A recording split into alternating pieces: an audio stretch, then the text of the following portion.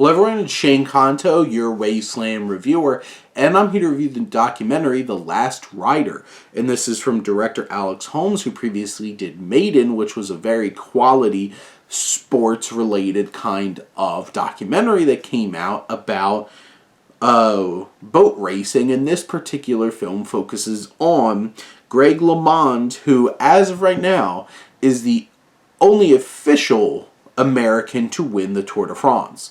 After Lance Armstrong did all of his stuff and his team and all their cheating and all those titles stripped, now we have LeMond, who won back in the 1980s, and this particularly leading up in depth into the 1989 Tour de France after some really tragic things happened to this man. And this film deals with trauma and human connections and the drive to succeed in such a human and relatable and impactful way.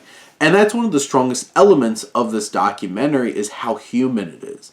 We hear from LeMond, we hear from his wife, and you get a lot of depth. And Kathy does a lot of the talking here, his wife, and I do feel like they do lean on the interview style a little bit too much, because then it's a lot of over-explaining instead of showing, or even on some level just moving along at certain points. But I do feel like in quite a few points in this film, everything is really spelled out for you.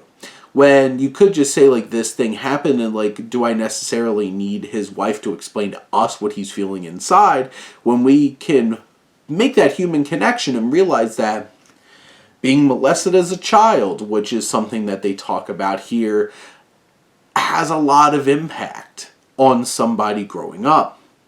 And you see the betrayal of people that he trusted in the racing world and how that's going to affect him, and how a tragic shooting that left his family fractured, and all those elements and how they affected him lead up to a thrilling display of the 1989 Tour de France. And they do a great job of building that tension and having us feel for him, and at every end of day us being like, is he going to be able to do it? Is he going to be able to overcome?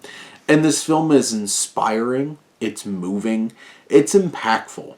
And all of those elements come together to deliver a documentary that's a fascinating watch, even if a lot of it has to be told to you. Or doesn't necessarily have to be told to you. It was told to you, and maybe it could have been told a little bit less.